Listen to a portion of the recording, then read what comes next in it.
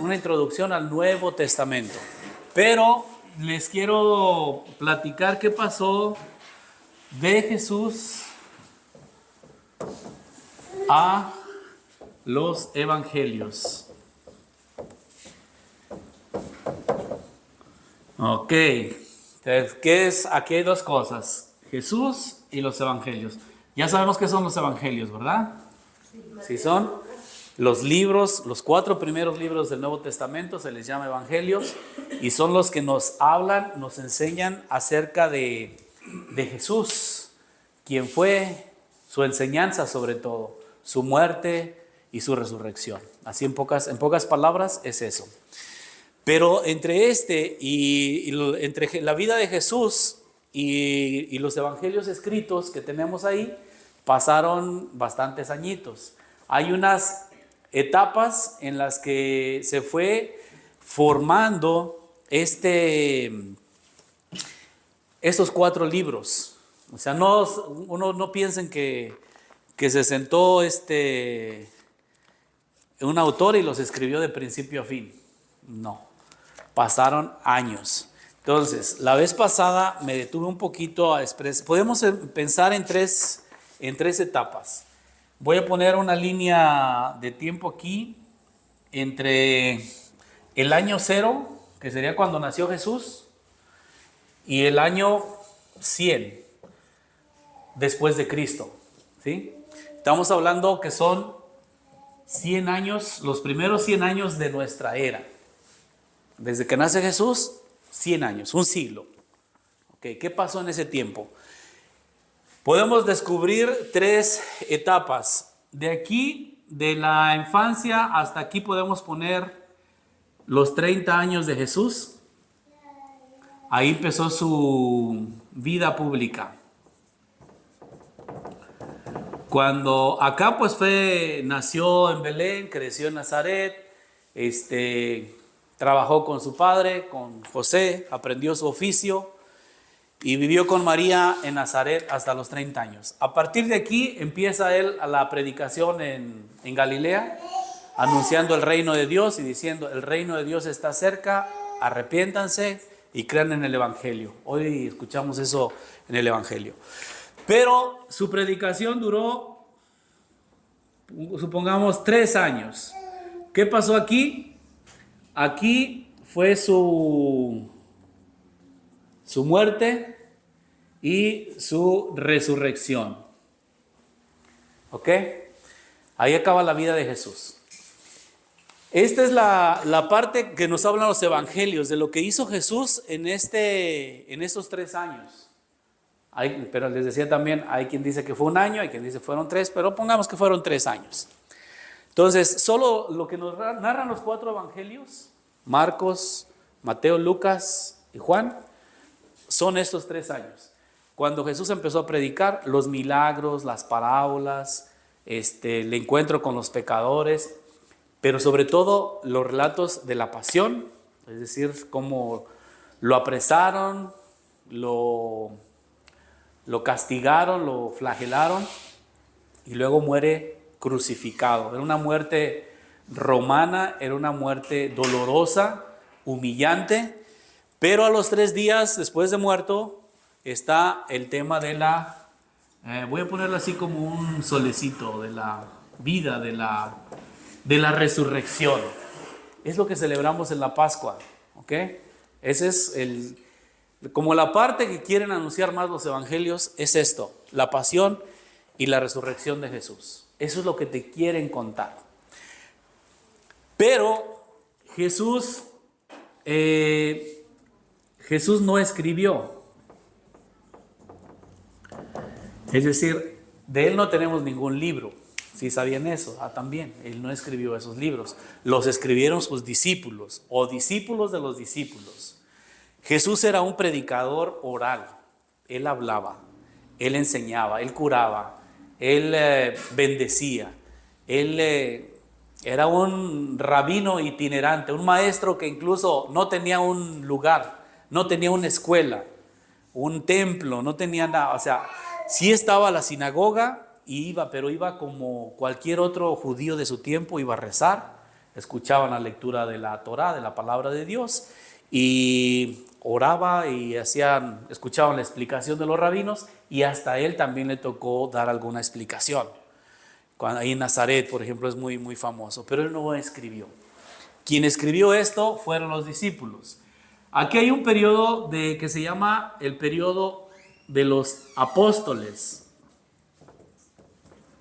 Apóstol significa enviado. Saben que Jesús hizo, vamos a poner aquí como el año 70 más o menos. Jesús se invitó a 12 con número simbólico, recordando las 12 tribus de Israel. 12, entre ellos Pedro, Santiago, Juan, Andrés, y todos los demás. 12 apóstoles. Tomás, Judas, Tadeo, Judas Iscariote, que lo acompañaron, y ellos vieron, ellos oyeron. Jesús los fue instruyendo. No lo entendían al principio. ¿Se acuerdan que Santiago y Juan, cuando iban de camino a Jerusalén, y también su mamá de ellos, queremos pedirte un favor? ¿Qué quieres? Que cuando estés en tu gloria, en tu reino, nos conceda sentarnos uno a tu derecha y otro a tu izquierda. Es decir, que tú tengas el poder, nosotros seamos tu brazo derecho y tu brazo izquierdo, es decir, tus segundos, en el mando, el rango más alto. Pero Jesús les dice, no saben lo que están pidiendo, porque el Hijo del Hombre va a ser entregado a muerte, va a sufrir mucho, y al tercer día va a resucitar. Y ellos no entendían qué quería decir con eso. Ellos pensaban que Jesús iba a ser como un líder militar, político, que iba a tener poder económico, que iba a mandar en Israel. Pero Jesús no quería ese mesianismo. Y los va instruyendo a sus discípulos para que entiendan de qué se trata. Bueno, ¿qué pasó? Aquí muere Jesús. Aquí se acaba la vida de Jesús. Y los discípulos al principio tenían mucho miedo, están encerrados, no quieren. Es más, si dicen, si a Jesús le pasó eso, pues a nosotros nos puede pasar lo mismo. Pero hay un acontecimiento aquí que es el Espíritu Santo, la venida del Espíritu Santo, más o menos así una palomita, no sé, imagínense que es una paloma. La venida del Espíritu Santo les da esa valentía, ese coraje, ese valor para poder hablar de Él aquí en este tiempo que se llama el periodo apostólico. Salir de su miedo, anunciar a Jesús vivo, resucitado en todo este periodo. Pero en ese periodo ellos se dedican a ir a varios lugares, al principio solo en Jerusalén, pero después cuando empiezan las persecuciones, muere Esteban, después muere Santiago, y entonces ellos se escapan y se van a otras ciudades, a otros lugares, a esconderse, y cuando llegan allá, pues es inevitable y decir, ¿ustedes quiénes son? ¿No? Pues nosotros somos apóstoles de Jesús. ¿Y quién es Jesús? Pues fíjense que Él vino y nos anunció este mensaje de amor, este mensaje de misericordia. ¿Y qué pasó con Él? Dice, lamentablemente Él vino a anunciarnos el reino de Dios, un reino de justicia, un reino de paz, un reino de fraternidad. Pero ¿qué pasó? Dice, bueno, los romanos y las autoridades judías lo mataron, lo hicieron sufrir mucho, pero al tercer día resucitó. Y les queremos decir eso, que la muerte no es la última palabra, es la vida, es Jesús resucitado. Y como Él resucitó, también resucitaremos nosotros. Entonces, anuncian a Cristo la muerte, la pasión, la muerte y la resurrección de Jesús. Pero siguen hablando. Y entonces la gente dice, ¿pero qué más hacía Jesús? Dice, mira, te voy a contar cuando una vez se encontró, no sé, con un ciego y lo curó, con un leproso y lo curó, con un pecador y lo perdonó. Y entonces eso pues atraía, y entonces muchos empezaron a creer por la predicación de los apóstoles. Pero más o menos, o sea, pongo como límite, el año 70, probablemente desde, bueno, San Pablo murió Pablo y Pedro en el año 60, 62, es la muerte de Pedro y Pablo, ¿no? Entonces, para el año 60 estos apóstoles ya estaban desapareciendo. O sea, ya su edad, la enfermedad, las persecuciones, lo que quieran, pues ya estaban muriendo. Ya eran grandes. ¿Qué viene después? Que estos apóstoles tienen otros discípulos, que son discípulos de los apóstoles. O sea, está Jesús y luego los apóstoles y luego los discípulos o los seguidores de ellos. Aquí, ¿cuántas generaciones? Primera generación, segunda generación, tercera generación. Ellos ya no vieron ya no conocieron a Jesús en persona. Entendamos eso, ya no conocieron a Jesús en persona. Ellos oyeron hablar de Él por el testimonio que dieron los apóstoles, Pedro, Santiago, Juan, Andrés, Tomás, Judas. Por lo que ellos les enseñaron, supieron ellos. Y entonces aquí se dio la necesidad de decir, ¿qué podemos hacer para que no se pierda? O sea, ellos tenían la memoria, lo vieron, caminaron con Él, lo conocieron, tenían la memoria viva, pero ellos ya no. Entonces, lo que hicieron estos discípulos fue, y también pues Mateo, por ejemplo, el Evangelio de Mateo, pues era el discípulo de Jesús. Él escribe, él se dio a la tarea de escribir lo que vio y lo que incluso su misma conversión la cuenta Mateo de una forma muy sencilla, que estaba sentado en la mesa de recaudador de impuestos. Era un oficio muy odiado por los judíos porque tenían fama de que cobraban de más, de que se enriquecían con lo que les quitaban y que además eso que recogían se lo daban a los opresores, que eran los romanos, los que mandaban en ese tiempo. Entonces eran mal vistos, eran pecadores públicos los recolectores. Pero dice que pasó Jesús, lo vio y le dijo, sígueme. Y Mateo se levantó y lo siguió y se hizo un discípulo de él. Y acompañándolo, lo conoció en persona, vio lo que hizo y puso por escrito su evangelio, el evangelio de Mateo. Pero Lucas no conoció a Jesús, sino que Lucas fue discípulo de Pedro, de Pablo, de otros apóstoles. Es más, el mismo Pablo, San Pablo, no conoció al Jesús histórico, al Jesús vivo. Tuvo su encuentro con él, pero con el Jesús resucitado. Entonces Pablo tiene una experiencia de Cristo, pero con un Cristo glorificado, un Cristo resucitado. Y así lo explica en sus cartas. ¿Se considera auténtico apóstol? Claro que sí. ¿Y está dedicado a hablar de Jesús? Claro que sí. Pero con una experiencia diferente a la que tuvieron los apóstoles. Entonces, estos discípulos se convirtieron, varios de ellos, en escritores de la enseñanza,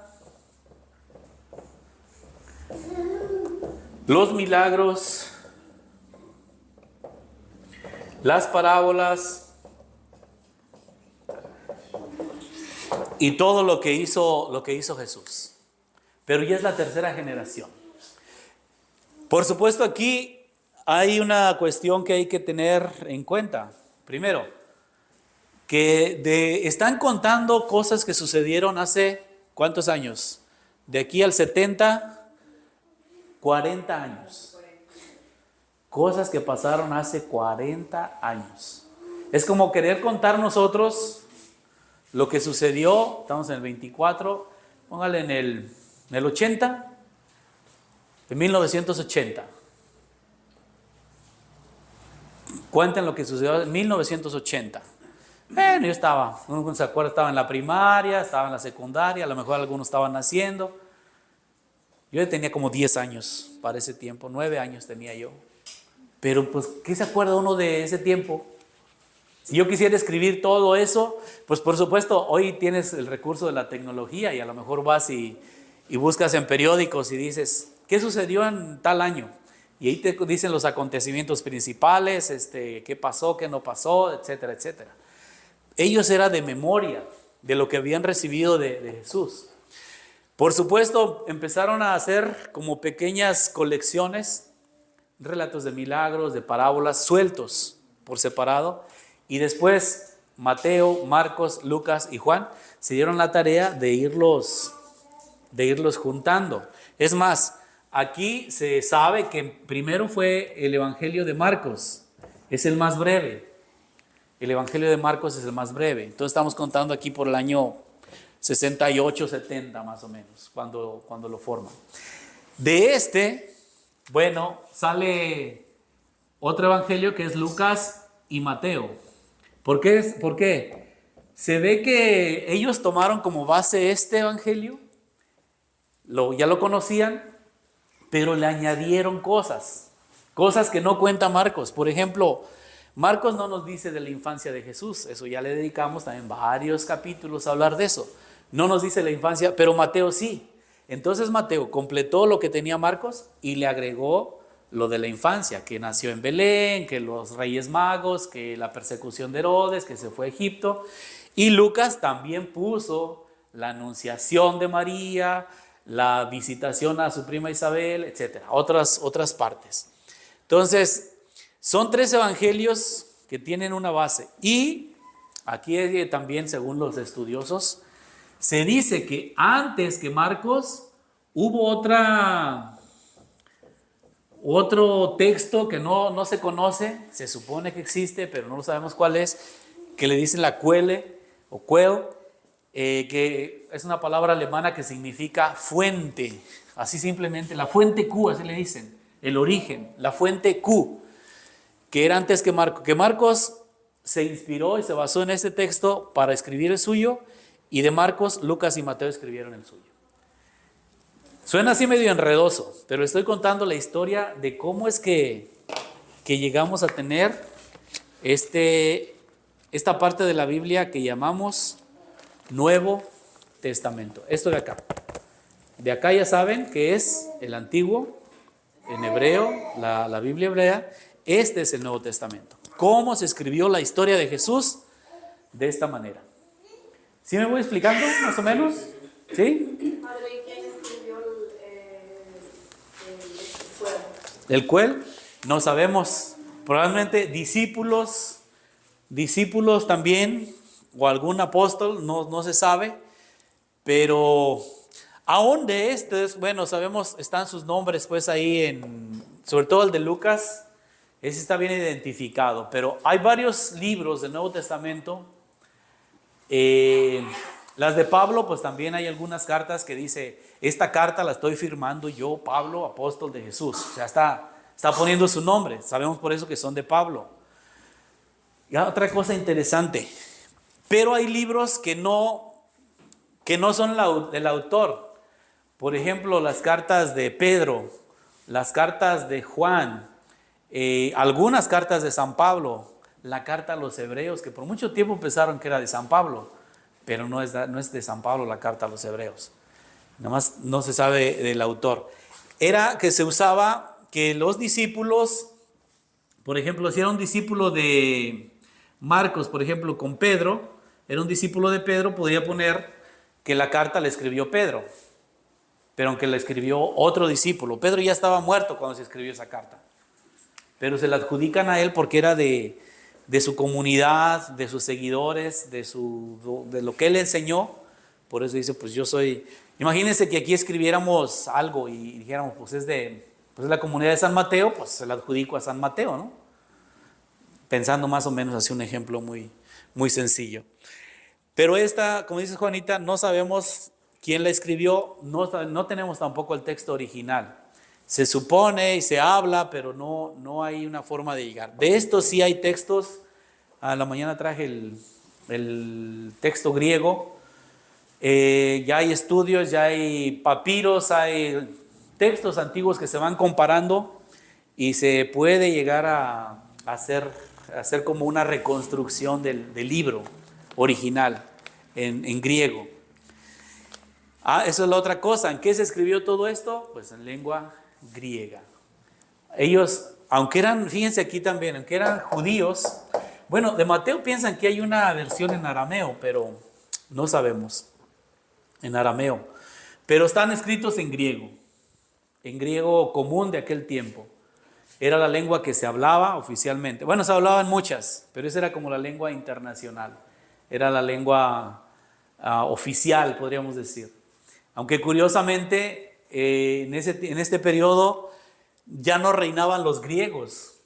Los Alejandro Magno y sus sucesores, que Alejandro también pues murió joven, murió como los 30 y algo de años, conquistó medio mundo, pero murió joven, y después sus generales, sus sucesores se dividieron ese imperio y ellos impusieron la lengua griega, y por eso hablaba griego.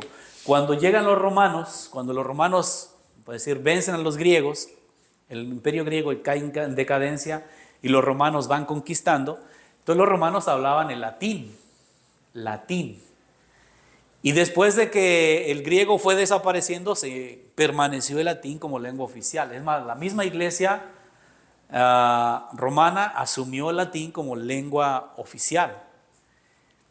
Y por supuesto eso después evoluciona. También el imperio viene en declive, y de ahí, del latín, surgen las que se llaman lenguas romances: el español o castellano, el francés, el portugués, el italiano y el rumeno o rumano. ¿Cuál será más correcto decir? Bueno, ahí luego lo averiguo. Los de que hablan en Rumanía. Son lenguas romances, lenguas que provienen del latín, y por eso se parecen tanto. No es fácil entenderla, no nos dejemos engañar, pero podemos hablar, por ejemplo, escuchar, si pones un poco de atención a alguien que está hablando portugués, si no te hablan rápido y demás, puedes tú entender y después tú hablarle en español y te va a entender. Lo mismo en francés o en italiano. Es posible, porque hay muchas cosas y palabras que son comunes, aunque hay cosas que también son completamente diferentes. Pero bueno, me explico entonces en estas tres fases de la formación de los evangelios del Nuevo Testamento. ¿Sí? Aquí está mi borrador, desde la otra vez lo dejé. Entonces, primera, voy a quitar cosas para poder acomodarnos o ver cómo está aquí. Quito también para que no nos estorbe.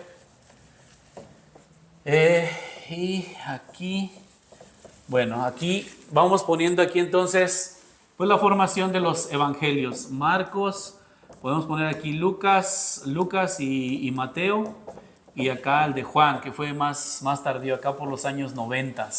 Aquí también puede aparecer el libro del Apocalipsis, ya muy tarde. Y aquí fíjense aquí en el año, voy a poner aquí año 50, 51, primera carta a los tesalonicenses. ¿Cuál fue el primer libro escrito del Nuevo Testamento? La primera carta a los tesalonicenses. Pero esa fue de Pablo, es una carta muy chiquita, pero los evangelios, lo que Jesús hizo y enseñó, se empezó por acá en los años 70, 40 años después. ¿Qué implica esto? O sea, ¿por qué les insisto en explicarles este proceso? Bueno, que cuando leemos los evangelios vamos a encontrar cosas que se repiten. O sea, que cuenta Marcos, que tiene Lucas y Mateo, y que tiene Juan. Hay cosas que se repiten. Hay cosas que hasta pueden parecer contradictorias. Por ejemplo, ¿por qué Lucas no dice que Jesús se fue a Egipto? Que María, José y Jesús se fueron a Egipto. Él no dice eso. ¿O por qué Lucas no cuenta que vinieron los Reyes Magos? Eso no lo dice él.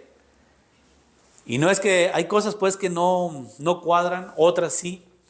Pero esto implica que estas versiones también fueron hechas para diferentes grupos. Hoy pensamos, y aún así deberíamos replantearnos esto.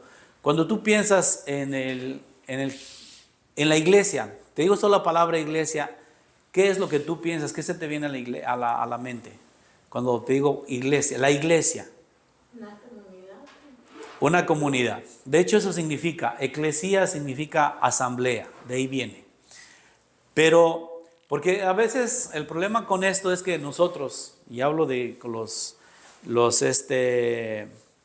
pastores, obispos, sacerdotes, estamos muy acostumbrados a usar palabras como la iglesia, decimos la iglesia, o conversión, o esto. Pero pues a mí me dice yo pienso en me imagino algo, pero otra cosa, ustedes se pueden imaginar algo diferente. Si yo les digo los cristianos, ¿en qué piensan ustedes cuando oyen la palabra cristianos? Las personas, por sí, Las personas, la gente, ¿pero qué? ¿Por qué se llaman cristianos?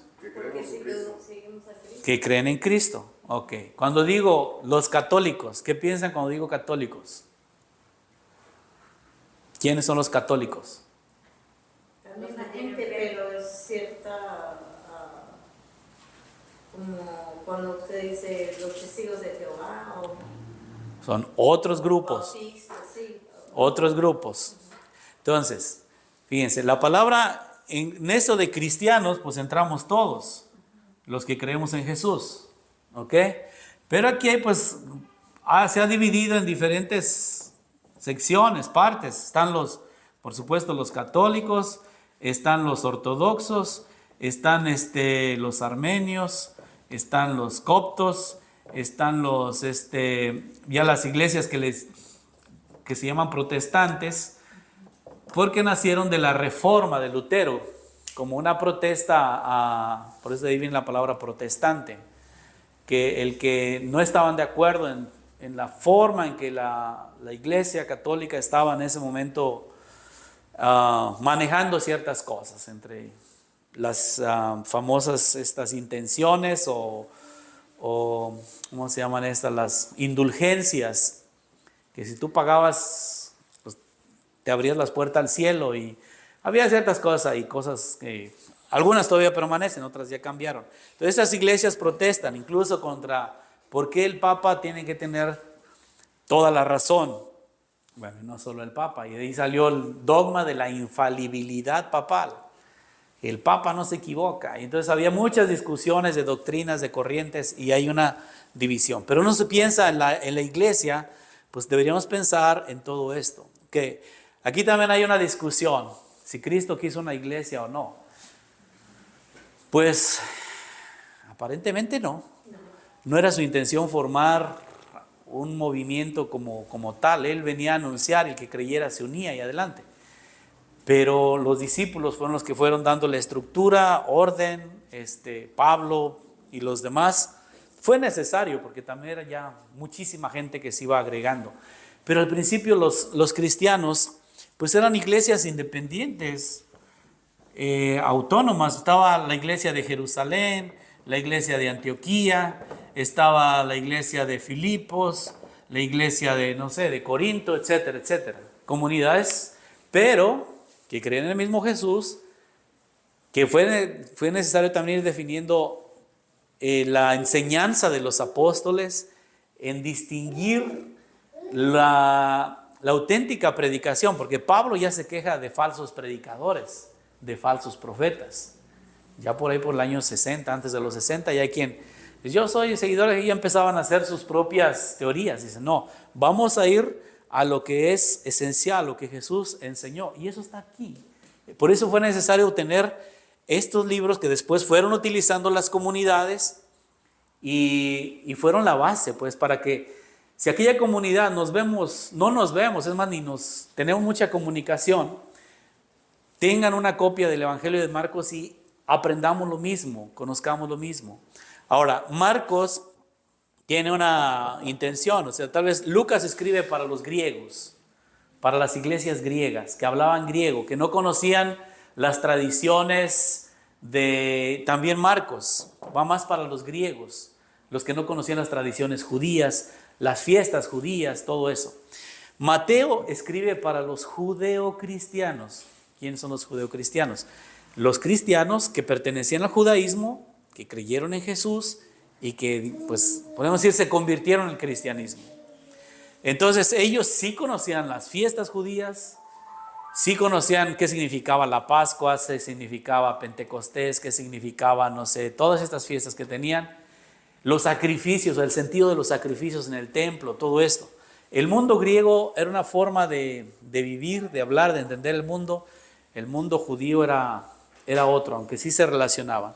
Entonces, todo eso hay que tenerlo en cuenta cuando pues conocemos y nos acercamos a leer los evangelios. Pero lo que quiero es, sí me explico cómo se formaron, cuál fue el proceso y por qué, ahora, por qué conocerlos, por qué la importancia de tener una clase de Biblia. Porque sabes que conociendo a Marcos vas a encontrar unas características, un mensaje que él le interesa mostrar para ciertas personas que lo puedan entender. Y Mateo tiene otras que agregan, que complementan. No contradicen, pero sí ayudan. Porque nosotros a veces el problema es que queremos leer la Biblia de la misma manera, igual. Y no, es diferente una carta de Pablo a los evangelios. Es más, aquí, bueno, ya después hablo de otras cosas. Es diferente el Apocalipsis. ¿Por qué no entendemos el Apocalipsis? Porque piensas que es como los evangelios, que es un relato más histórico. Y no, el Apocalipsis tiene otro... Surgió en tiempos de una dura persecución contra los cristianos, donde si decías cristiano, podías morir.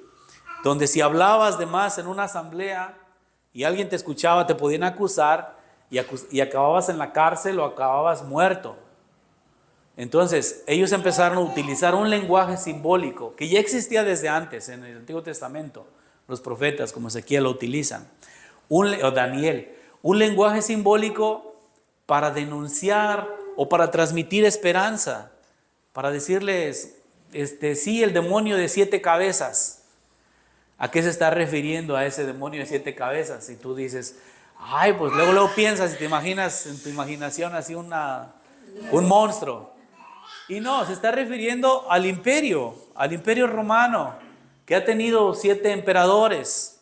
Y de ellos surgió uno que era más violento que todos. Cuando habla de la bestia que tiene los 7 cuernos. Y de esos cuernos salió uno que destruyó a los demás. Pues habla de una sucesión de imperios. Pero dice, pero todo eso será destruido. Y uno se queda, ¿todo se va a acabar el mundo? Te está diciendo que esa maldad va a terminar. Y que tú debes tener esperanza y tú debes confiar. Pero si tú lees el Apocalipsis solamente así, encimita y literal, pues te llevas un susto de aquellos y ahí acabamos acabando el mundo cada 10 años. Cada 10 años se acaba el mundo. Por eso es importante conocer cómo se formó, qué estaba pasando en ese tiempo, por qué los discípulos, de dónde se inspiraron estos. Bueno, tienen el testimonio y el ejemplo de los apóstoles, que también es directo, o sea que también hay. ¿Cómo sé que no se inventaron cosas? A lo mejor sí se inventaron algunas. Porque hay cosas ahí, hay frases que tú dices esto, hay frases que dice Jesús que a lo mejor no las dijo, pero que los discípulos querían que sí la dijera. Y tú dices, ¿cuáles son esas? Ah, bueno, pues para eso hay que estudiarlas. Y no irse uno nada más así como y no se trata de poner en duda nada, sino de tener bases más sólidas al momento de leer y de entender la Biblia. ¿Sí me explico? Bueno, le dejamos aquí, porque yo sé que esto no es sencillo, no es así sabroso, digerible, como nos gustaría a veces ¿qué dice aquí? Ay, qué bonito, ay, siento bien bonito. No, es como más meterse un poco en la historia, como escarbar qué hay antes para llegar a esto que tenemos ahora. Más inteligente. Sí. Luego hay toda una historia con las traducciones, que eso también me gustaría después hacer a tratar ese tema de las traducciones de la Biblia, cómo se tradujo, cómo es que tenemos la Reina Valera, tenemos la Vulgata, tenemos las Biblias modernas, qué es una Biblia pastoral, qué es la Biblia latinoamericana, cuáles son sus diferencias, la Biblia de Jerusalén, la Biblia del pueblo de Dios. ¿Cuál Biblia es la buena? Cuando nos pregunta ¿cuál Biblia es la buena? Le digo, la que usted lee. Esa es la buena. La que usted lee y la que usted vive. Porque no es nada más leer y ya, sino que usted viva conforme a lo que ahí se nos enseña. ¿Sí? Entonces esa es la buena. La que está guardada ya, la que no se lee, pues esa Biblia a lo mejor está muy buena, pero no sirve de nada guardarla. Y está ahí apolillada. Entonces, dejémosla aquí. Gracias por venir. Si alguien me ha dado su teléfono, démelo, porque estas les mando algún mensaje, vamos a tener clase, no vamos a tener, les comparto también material que nos puede ser útil para que cuando tenga tiempo libre lo vea. La misma clase puede verlas, por eso las grabamos. ¿Okay? Y si alguna vez no puede venir, pues ahí se conecta y no pierde el hilo de lo que estamos enseñando.